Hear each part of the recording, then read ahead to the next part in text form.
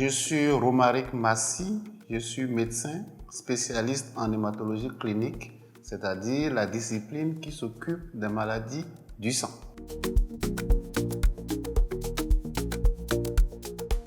La drépanocytose est une maladie génétique. C'est une maladie du globule rouge. Ces deux mots sont importants à comprendre. Dans le sang, il existe 3 types de cellules. Il y a les globules rouges, il y a les globules blancs et il y a les plaquettes. Les globules rouges ont pour rôle de transporter l'oxygène et de diffuser l'oxygène dans tout l'organisme. Ce transport est assuré par une grosse protéine qu'on peut assimiler à un transporteur, à un camion, qui est l'hémoglobine. Et cette hémoglobine est à l'intérieur du globule rouge. Dans la drépanocytose, c'est l'hémoglobine qui est anormale. Chez le sujet qui n'est pas drépanocytaire, l'hémoglobine que l'on retrouve dans les globules rouges est nommée A. Par contre, chez le sujet drépanocytaire, l'hémoglobine qu'on va trouver dans le globule rouge sera S ou C.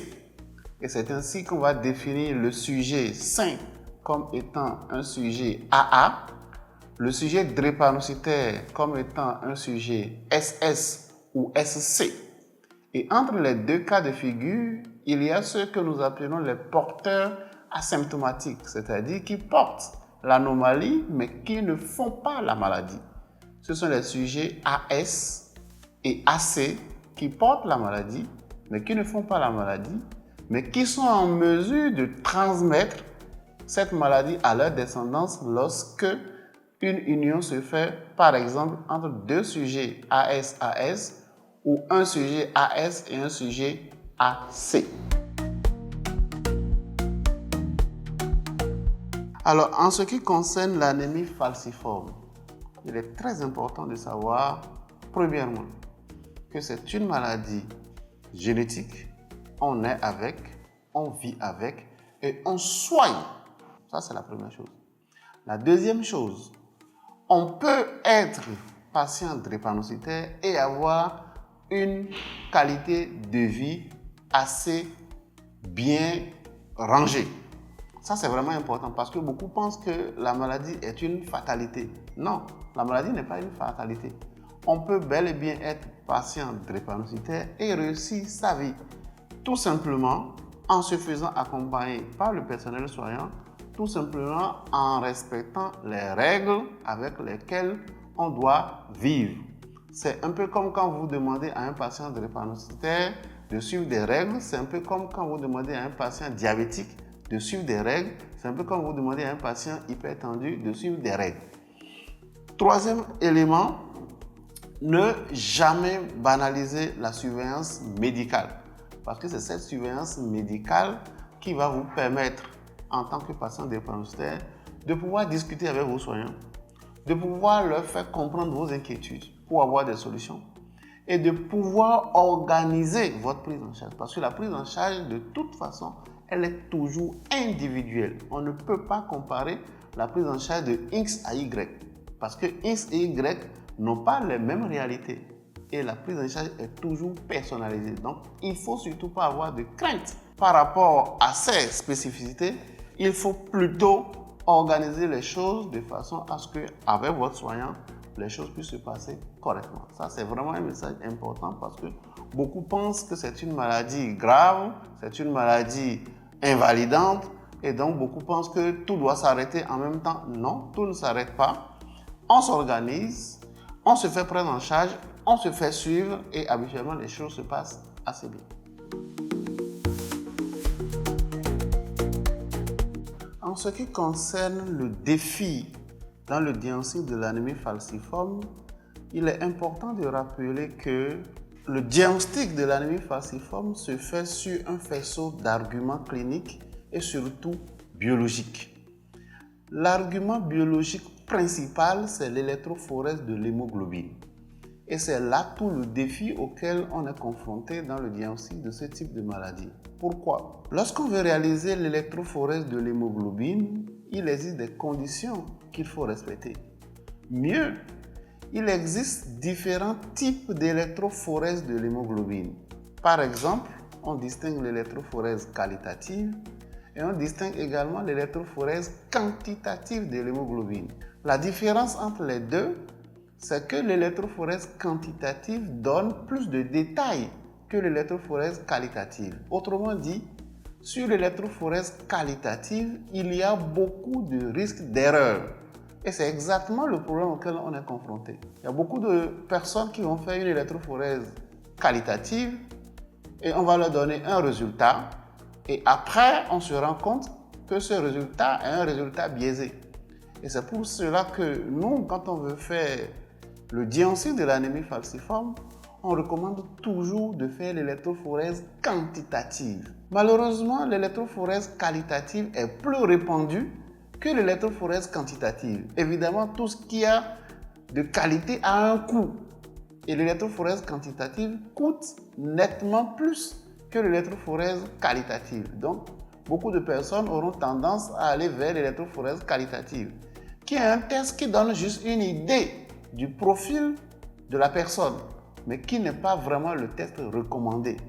L'électrophorèse quantitative de l'hémoglobine, c'est le défi auquel on doit trouver une solution, pouvoir la généraliser et que tout le monde puisse avoir accès à ce type d'électrophorèse, car c'est avec l'électrophorèse quantitative de l'hémoglobine qu'on peut diagnostiquer tous les détails sur l'électrophorèse et vraiment dire si nous sommes en face d'une anémie falciforme ou pas. En ce qui concerne le traitement, il y a eu beaucoup de progrès depuis les années 1960 à aujourd'hui.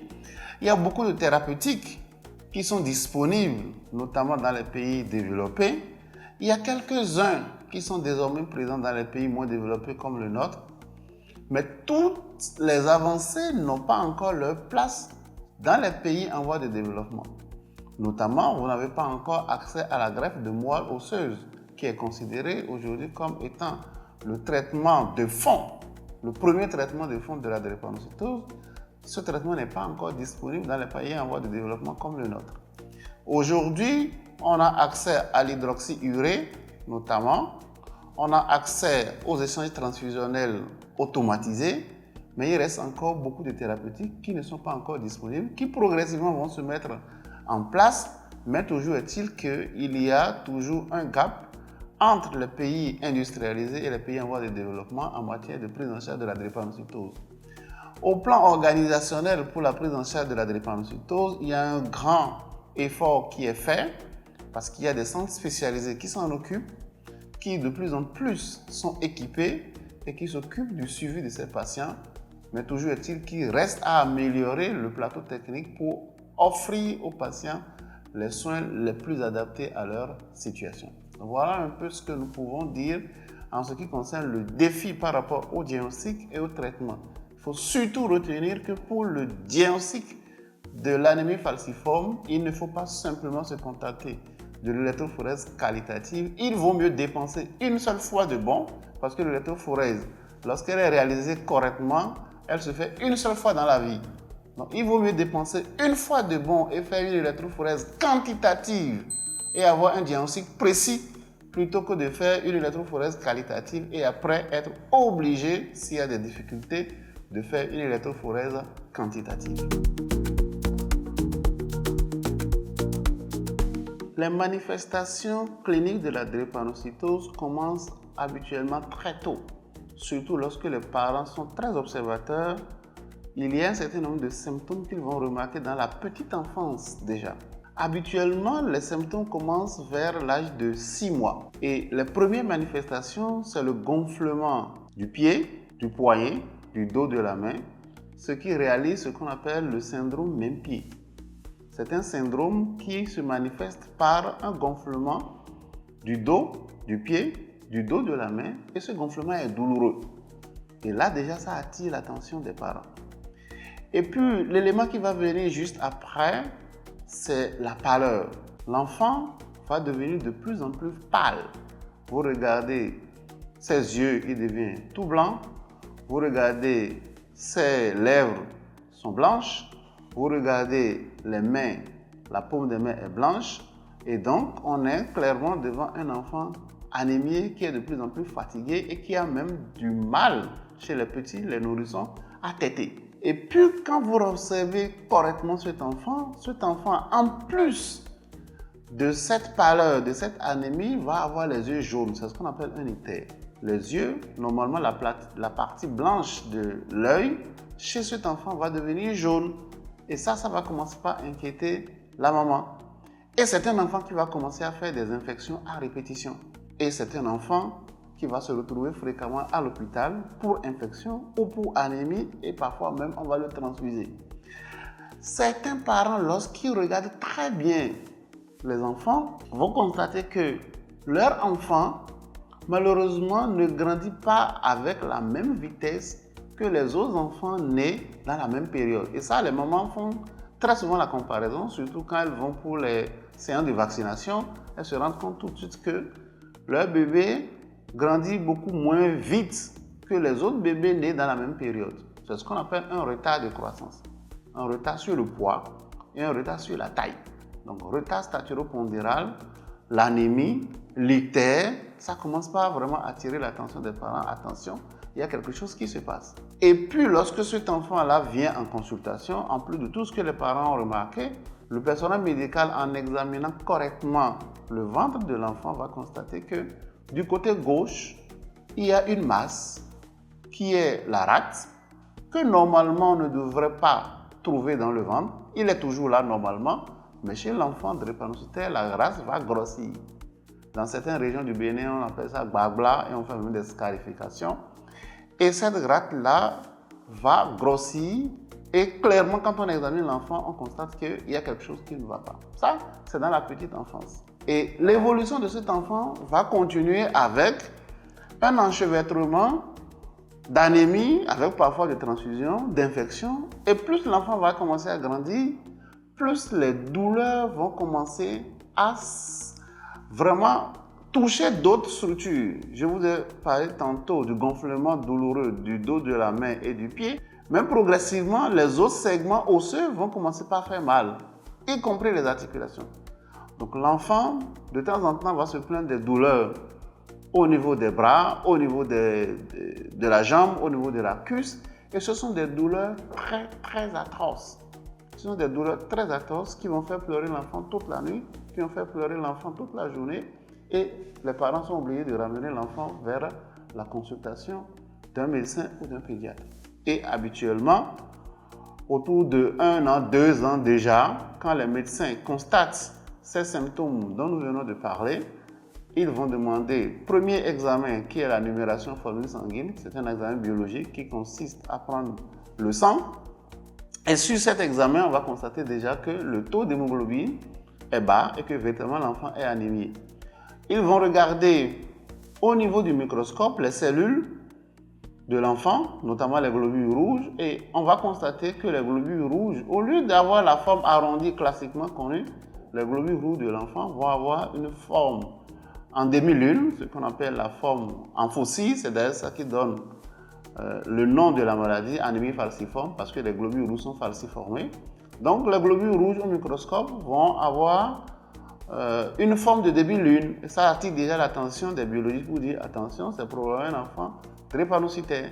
Et après, on va compléter avec l'électrophorèse de l'hémoglobine qui va clairement dire que c'est un enfant drépanocytaire SS ou SC. Donc voilà un peu le processus, le cheminement, l'association d'un certain nombre de symptômes qui vont permettre d'arriver au diagnostic de la drépanocytose. L'anémie, les infections à répétition, la grosse rate, l'ictère, les douleurs osseuses, ce sont ces symptômes-là qui vont nous amener à faire des examens biologiques pour confirmer la maladie. Mais ces symptômes ne s'arrêtent pas là, parce que en dehors des crises douloureuses qui constituent les manifestations phares de la drépanocytose, et comme nous l'avons dit tout à l'heure, dans la drépanocytose, les douleurs osseuses sont extrêmement difficiles à supporter. Vous avez d'autres complications qui peuvent venir au cours de la vie du drépanocytaire. Vous avez par exemple des patients drépanocytaires qui vont faire un accident vasculaire cérébral. On en voit souvent chez les enfants.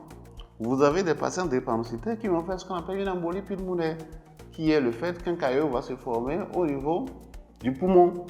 Vous avez d'autres complications qui vont survenir sur le foie, par exemple, et la vésicule biliaire, ce qu'on appelle la lithiase vésiculaire. C'est des grains qui vont se former et qui vont boucher la circulation de la bile et qui vont faire que l'enfant ou le sujet de drépanocytose aura très mal au niveau du côté droit de l'abdomen où se situe le foie et la vésicule biliaire.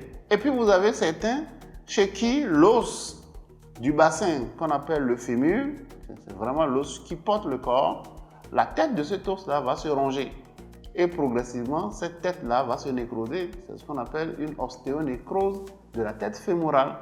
Donc, les manifestations de la drépanocytose, il y a ce que nous appelons les manifestations aiguës, qu'on voit très fréquemment, les infections, l'anémie, les douleurs osseuses, mais il y a également les complications chroniques qui vont s'installer à bas bruit, touchant les yeux, touchant le cœur, les reins, le foie, le bassin, même la peau. Il y a ce qu'on appelle l'ulcère chronique des jambes et dans certaines régions on appelle Akpa-Diomakou qui reste là, qui est une plaie chronique et qui va s'infecter et qui peut même, et cette infection peut même toucher l'os en dessous. On parlera en ce moment d'ostéite. Donc voilà un peu les manifestations de la drépanocytose. Elles sont polymorphes et elles sont nombreuses. Elles peuvent survenir de façon aiguë, c'est-à-dire de façon brutale, mais il y en a également qui s'installent progressivement sur le long terme, ce qui fait qu'on est obligé de suivre correctement le patient drépanocytaire. L'accompagnement des patients drépanocytaires se fait sur plusieurs plans. Il y a d'abord, dès la petite enfance, ce que nous appelons l'éducation thérapeutique. Parce que si le patient ne comprend pas sa maladie, on a du mal à asseoir une prise en charge correcte. Si les parents, si l'entourage ne comprend pas la maladie, on a du mal à faire un suivi correct. Or, comme nous l'avons dit dans la définition, la drépanocytose est une maladie génétique. C'est une maladie avec laquelle le patient naît et c'est une maladie que le patient aura toute sa vie. Et donc, qui nécessite un certain nombre de règles et un certain nombre de méthodes de prise en charge. Et donc, première chose qu'il ne faut pas rater, surtout dans la petite enfance, c'est de pouvoir faire une bonne éducation thérapeutique de l'enfant, de son entourage et les accompagner progressivement dans la prise en charge. En dehors de l'éducation thérapeutique, il y a le suivi trimestriel. Parce que dans la drépanocytose, il faut anticiper sur un certain nombre de choses. Et donc, chaque 3 mois, nous allons voir le patient drépanocytaire et nous allons regarder un certain nombre d'examens biologiques pour voir est-ce qu'il y a éventuellement des anomalies qui s'installent. Et dans ce cas, on anticipe pour que ces anomalies-là ne créent pas d'autres complications. Et puis le troisième pan de la prise en charge, c'est le check de tout ce qui est complications chroniques, comme nous l'avons expliqué tout à l'heure, par rapport aux yeux, par rapport aux reins, par rapport au foie. Il y a un bilan annuel que nous faisons sur le patient drépanocytaire. En ce qui concerne l'éducation thérapeutique, qui est la partie qui nous prend beaucoup de temps, il est important de faire remarquer aux patients drépanocytaires que c'est une maladie avec laquelle on va vivre. Et c'est une maladie dans laquelle il y a des règles lorsqu'on veut éviter les complications. Parce que lorsque vous prenez la complication principale, qui est les douleurs osseuses et articulaires, il y a un certain nombre de facteurs qui vont déclencher ces douleurs-là, notamment par exemple la déshydratation. Donc il va falloir apprendre, il va falloir faire comprendre aux patients drépanocytaires la nécessité d'être bien hydraté. Ceci passe par la boisson, donc on va expliquer au patient qu'il doit pouvoir boire de l'eau.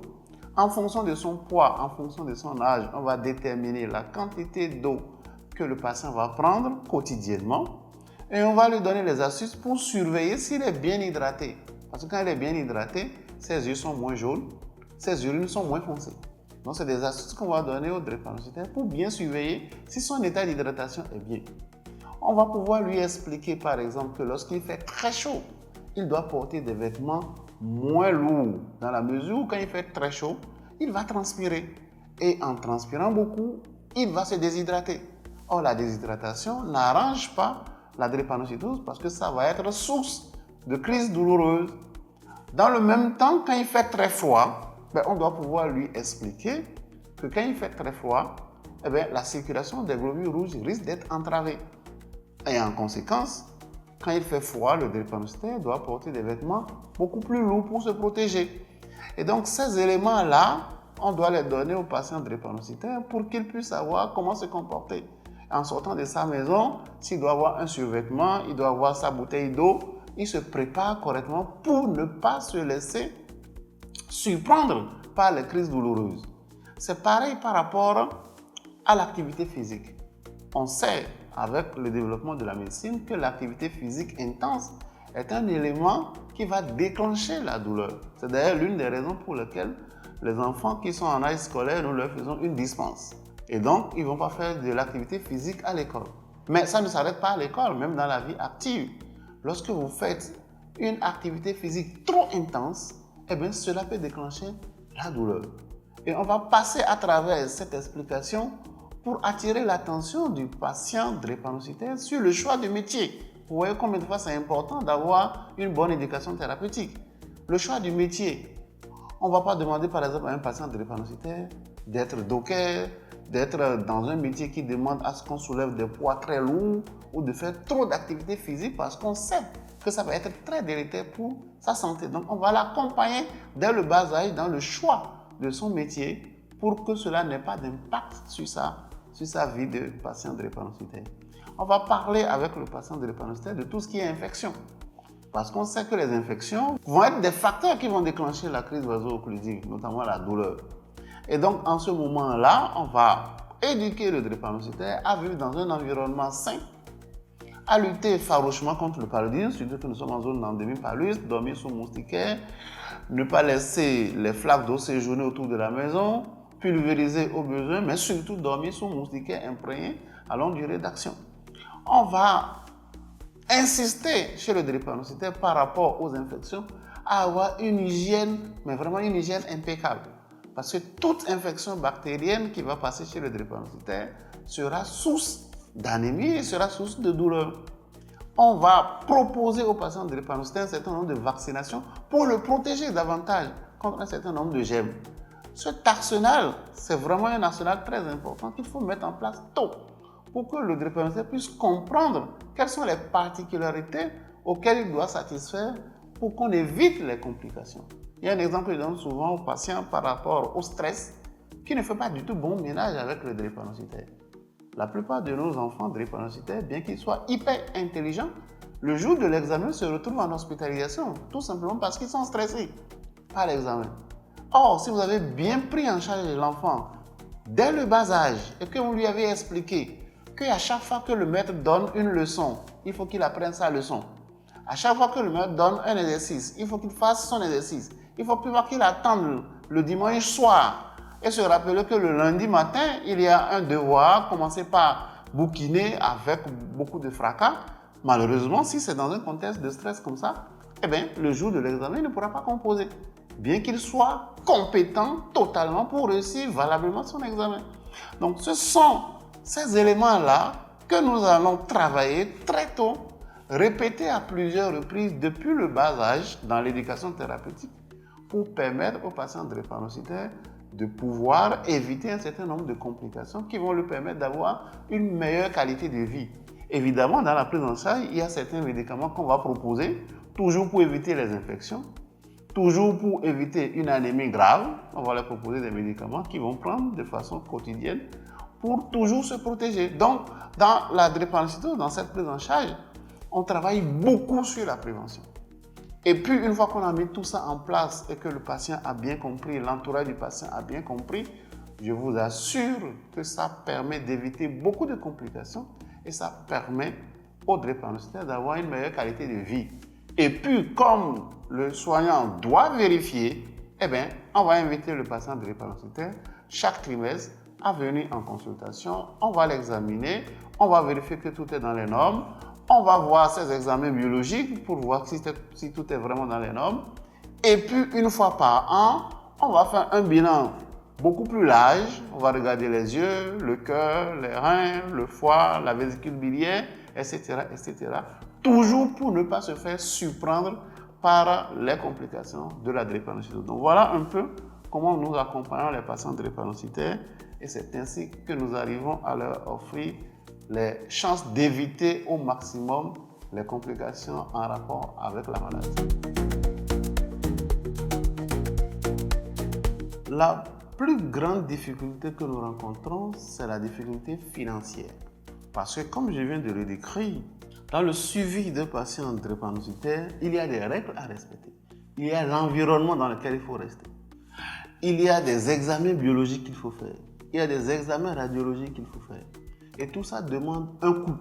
Et ce coût, malheureusement, nous ne sommes pas encore dans un système où il existe une sécurité sanitaire qui prend en charge tout.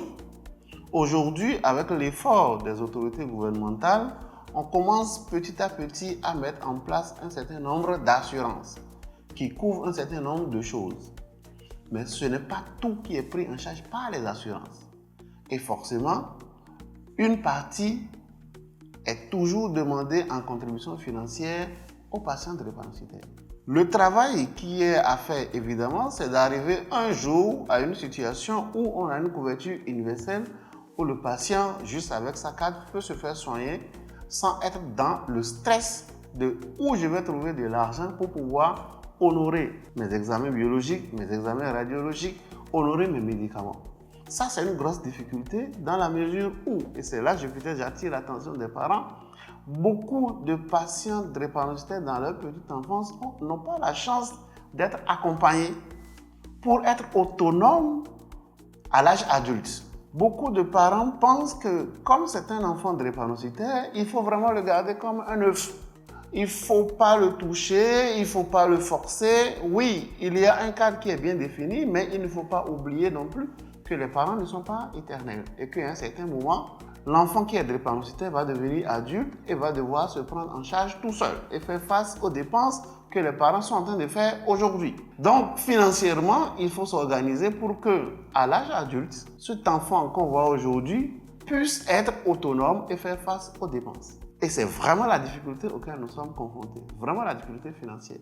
Parce que beaucoup, malheureusement, n'ont pas eu cet accompagnement pour pouvoir arriver à l'âge adulte à être autonome financièrement.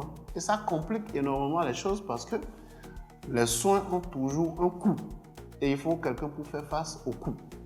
Donc, si cette difficulté est levée, si on en arrive à avoir une prise en charge, mais vraiment une prise en charge qui couvre la grande partie des soins pour les patients drépanocytaires, ça va vraiment nous arranger dans cette prise en charge-là parce qu'elle est encore pour le moment difficile.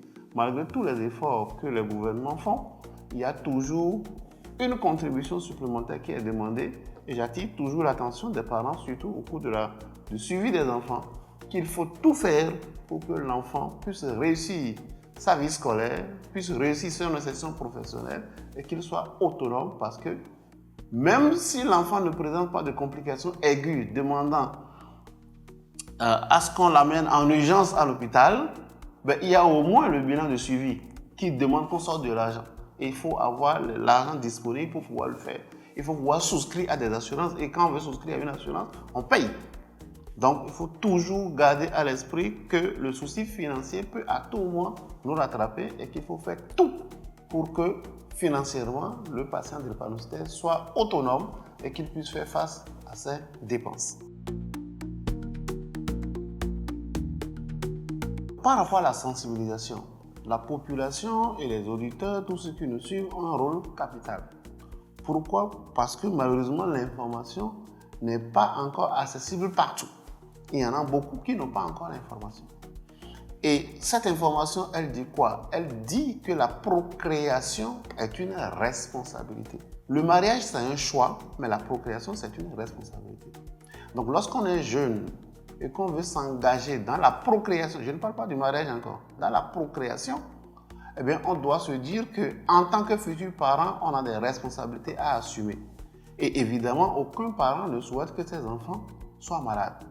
Je ne vois aucun parent qui soit satisfait que son enfant soit malade et qu'il soit tout le temps à l'hôpital. Donc, lorsque je veux m'engager dans le mariage, et à plus forte raison dans la procréation, c'est-à-dire que j'aspire à avoir des enfants, je dois m'assurer que je ne vais pas leur transmettre la drépanocytose. Et à partir de ce moment-là, je vais faire mon électrophorèse, je vais demander à mon futur conjoint de faire également son électrophorèse Et de préférence ici, il faut faire une électrophorèse quantitative pour qu'on évite les biais. Et à partir de l'électrophorèse quantitative, nous nous rapprochons d'un agent de santé pour recevoir les conseils avisés. Si franchement notre couple peut avoir des enfants sans aucun problème, feu vert. Si éventuellement les agents de santé nous disent qu'il y a des risques qu'en nous mettant ensemble, nous donnions naissance à des enfants drépanocytaires, franchement, il vaut mieux l'éviter. Parce que c'est à ce seul prix que nous allons pouvoir barrer la route à la drépanocytose, qui, je rappelle, concerne à peu près aujourd'hui au Bénin 4% de la population béninoise, ce qui n'est pas petit. En matière d'investissement de santé, c'est énorme. Et surtout pour une maladie qu'on peut éviter, il vaut mieux l'éviter. Donc, message clair pour la population en général et tous ceux qui nous suivent, surtout pour les jeunes, amour oui, électrophorèse d'abord. Quand on s'aime, on fait d'abord son électrophorèse et on s'assure qu'on peut se mettre ensemble, surtout quand on veut avoir des enfants. Et puis, pour tous ceux qui n'avaient pas l'information et qui ont fait des enfants drépanocytaires, il faut savoir que ce n'est pas une fatalité du tout. La prise en charge de la drépanocytose a connu beaucoup d'évolutions ces dernières années. Il y a des thérapies innovantes qui permettent d'avoir une qualité de vie meilleure, à condition qu'on soit bien suivi. Et donc, le conseil qu'on peut proposer en ce moment-là, si vous avez quelqu'un dans votre entourage qui est drépanocytaire et qui n'est pas encore suivi, il faut lui souffler dans les oreilles, écoute, lève-toi, la drépanocytose, ce n'est pas une fatalité, c'est suivi, il y a des centres spécialisés qui existent. Il faut se rendre dans ces centres spécialisés pour se faire suivre afin d'avoir une meilleure qualité de vie. Première information qui est fausse et qu'il faut complètement passer de côté, c'est surtout sur la descendance. J'explique. Lorsque je suis un sujet AS et que je me mets en couple avec un autre sujet AS, on entend beaucoup dire que lorsque nous aurons 4 enfants, un va être drépanocytaire et les 3 autres ne seront pas drépanocytaires. Je vous explique. Lorsque je suis AS et que je me mets en couple avec un autre sujet AS, le premier A du premier conjoint peut se retrouver chez l'enfant avec le deuxième A du deuxième conjoint. Donc cet enfant sera AA. Ok, 25%. Le A chez le conjoint peut se retrouver avec le S de l'autre côté, donc AS, porteur de traits drépanocytaires, donc asymptomatique. Le S d'un côté peut se mettre avec l'autre A, ça va donner AS, donc 50% AS. Donc ça fait au total 75%, donc 25% AA, 50% AS, il n'y a pas de problème. Maintenant, il y a le S et le S qui peuvent se mettre ensemble chez l'enfant, ce qui va donner SS, ça fait 25% de SS. C'est sur cette probabilité que beaucoup vont vous dire, si vous avez 4 enfants, il y aura un qui sera drépanocytaire et les 3 autres ne seront pas drépanocytaires. C'est faux, archi faux. Pourquoi? Parce que ici nous sommes en probabilité. Et ici, cette probabilité dit qu'à chaque grossesse, on remet les boules dans le panier et on retire. Ce qui veut dire quoi? Si vous êtes AS et que vous vous mettez ensemble, vous pouvez faire 5 enfants, ils seront toujours AA, par le pur hasard. Quand vous pouvez faire 5 enfants, ils seront tous SS, par le pur hasard. Parce qu'à chaque fois, on retire et on peut tirer autre chose comme on peut tirer la même chose. Donc, il ne faut vraiment pas faire cette erreur-là.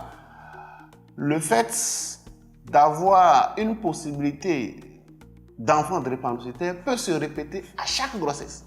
Donc, c'est vraiment une fausse rumeur. Deuxième fausse rumeur, tout le monde dit que les drépanocytaires ne vivent pas au-delà de 20 ans. Archi faux.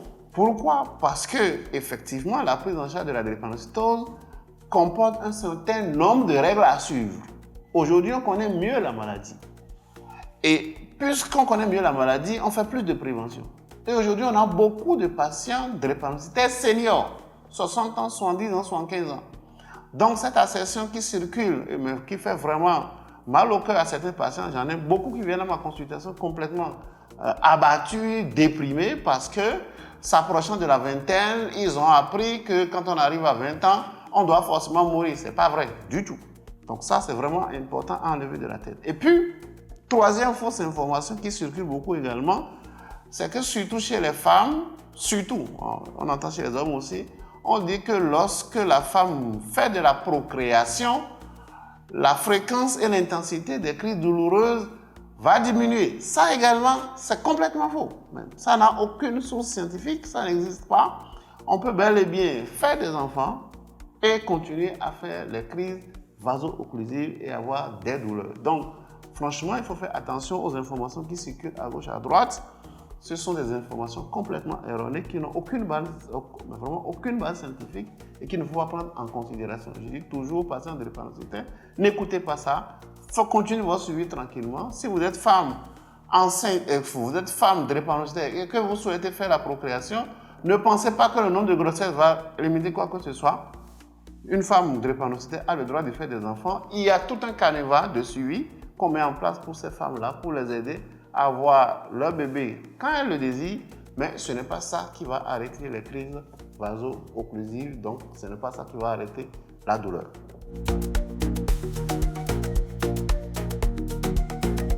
Par rapport au traitement miracle, c'est important d'en parler. Pourquoi? Parce qu'on voit beaucoup de choses. Il y a des gens qui vous disent donnez-moi 200 000 francs en 2 jours, 3 jours, j'ai guéri la maladie et puis c'est bon, vous n'en verrez plus jamais. C'est faux. Pourquoi? La drépanocytose, on l'a dit dans la définition, c'est une maladie génétique. C'est une mutation sur les gènes. Et aujourd'hui, on n'a pas de médicaments, surtout pas de médicaments traditionnels pour aller modifier un gène. Donc, si quelqu'un vous dit qu'il va vous faire un médicament, un remède traditionnel qui en 2 jours va guérir la drépanocytose, c'est tout simplement de l'arnaque. Nous ne disons pas qu'il n'existe pas dans la phytothérapie des médicaments qui pourraient soulager un certain nombre de complications, notamment les douleurs dans la drépanocytose. Mais de là à dire aux patients que c'est un médicament qui guérit la drépanocytose en 24 heures, c'est une assertion qui n'existe pas scientifiquement. Et donc, ça permet de pouvoir expliquer en disant ceci. Les médicaments de la phytothérapie, la difficulté majeure auquel on est confronté, c'est qu'on ne maîtrise pas toujours les doses. Or, souvenez-vous dans les manifestations, j'ai dit que les complications de la drépanocytose peuvent toucher le foie, peuvent toucher les reins. Si vous prenez beaucoup de médicaments de phytothérapie sans contrôle, vous risquez également d'aggraver la situation du rein qui va se terminer avec une insuffisance rénale, ce qui est très compliqué à manager. Vous allez vous retrouver avec une insuffisance hépatique, avec la cirrhose du foie, ce qui est très difficile à gérer également. Donc, il vaut mieux rester très prudent. Même s'il y a des médicaments de la phytothérapie qui peuvent soulager pour un certain nombre de choses, il faut toujours prendre conseil avec votre médecin. Vérifiez avec lui, est-ce que c'est possible que vous puissiez prendre ce genre de médicaments, qu'il vous surveille, qu'il vous accompagne et qu'il voit avec vous comment les choses peuvent se faire progressivement, mais jamais tout de go. Deuxième élément, nous voyons beaucoup sur les réseaux sociaux surtout, des propositions de greffe de moelle à gauche, à droite et à des prix défiant toute concurrence. C'est l'occasion de préciser que quand nous parlons de greffe de moelle osseuse, c'est vraiment de la greffe de moelle osseuse, qui est une procédure lourde et qui ne se fait que dans des centres agréés. Et ce n'est pas n'importe où que ça se fait. Donc, il ne faut pas se faire anarquer en disant « donnez-moi 2 millions, 3 millions ». La greffe de moelle osseuse, c'est plusieurs centaines de millions de francs CFA. Donc, quand quelqu'un vous propose de vous faire une greffe de moelle avec 10 millions, avec 15 millions, c'est qu'il est en train de vous arnaquer, tout simplement. Les vrais centres de greffe existent. Si vraiment il y a l'indication pour faire une greffe de moelle osseuse, le médecin qui vous suit saura vous orienter. Il y a tout un panel d'examens à faire, il y a tout un tri à faire, il y a tout un tas de justificatifs qu'il faut donner pour pouvoir accéder à la greffe. Et après, c'est tout un processus pour faire de la greffe de moelle osseuse.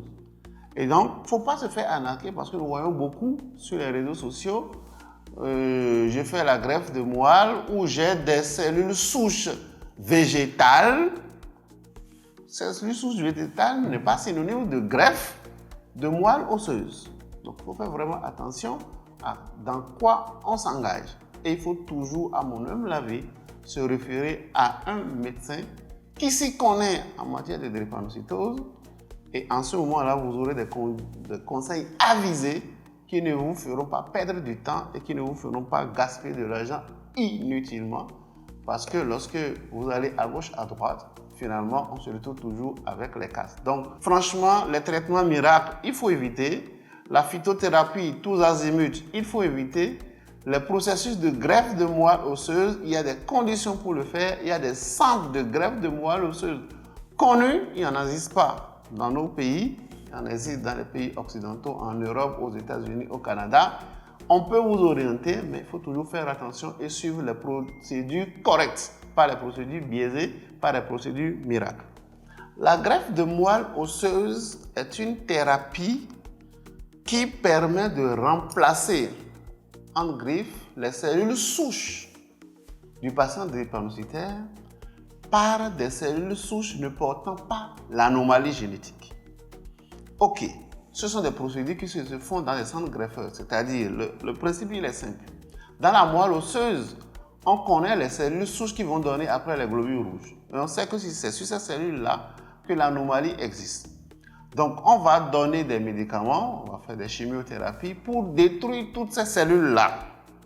Donc, on va dire que la personne va devenir en greffe vierge. Et on ira chercher maintenant des cellules souches normales qu'on a recueillies chez le donneur, qu'on viendra injecter à cette personne qui est désormais vierge. Et donc, les cellules souches normales qui ne portent pas l'anomalie vont se développer et vont permettre à la personne chez qui on a fait la greffe d'avoir des globules rouges non falciformés. Maintenant, il y a tout le suivi qui est derrière. Pourquoi? Parce que quand on vous greffe un organe, on va vous donner concomitamment des médicaments pour que votre organisme ne rejette pas le greffon. Et ça, cela implique une équipe qui s'y connaît en matière de greffe. Cela implique des médicaments que vous allez prendre pour que le greffon ne soit pas rejeté. Et cela implique un suivi correct dans un centre équipé pour. C'est pour ça que j'insistais tout à l'heure pour dire que ce n'est pas un traitement miracle, c'est un traitement qui se fait avec des règles bien précises. Donc, ce n'est pas comme si vous allez partir pour faire la greffe aujourd'hui et demain on vous sort et vous rentrez sur Cotonou. Ça, malheureusement, ce n'est pas le cas. Puisqu'il y a tout un suivi derrière pour vérifier que les choses se passent correctement et pour vérifier qu'il n'y a pas de complications. C'est une procédure lourde. Donc, vraiment, j'insiste parce qu'il y a beaucoup qui nous posent la question. Ce n'est pas du miracle, c'est du travail scientifique qui est fait par une équipe scientifique et habituellement, c'est beaucoup de professeurs de haut niveau qui sont associés, des généticiens, des gens qui sont d'une certaine expertise. Ce n'est pas un petit médecin qui se met dans un coin, dans son cabinet pour dire qu'il fait de la greffe. Ce n'est pas possible. C'est toute une équipe. Quand vous allez dans les centres de greffe, c'est beaucoup de personnel formé, mais vraiment des gens de haute qualité qui s'occupent de la greffe et qui le font dans des conditions bien précises. Et après, à la sortie de la greffe également, il y a tout le suivi qui est mis en place correctement. Donc, il ne faut pas que les gens se fassent arnaquer parce que on entend à gauche, à droite, on fait de la greffe parfois dans des coins où ça paraît extrêmement bizarre. Donc, il vaut mieux, si on veut vraiment aller vers la greffe, d'abord, il y a les indications. Donc, ce n'est pas tout le monde qu'on greffe. Il faut remplir un certain nombre de conditions d'abord. Il faut pouvoir trouver le donneur. Et il faut pouvoir maintenant mobiliser les fonds pour aller dans un centre vraiment bien outillé pour pouvoir le faire.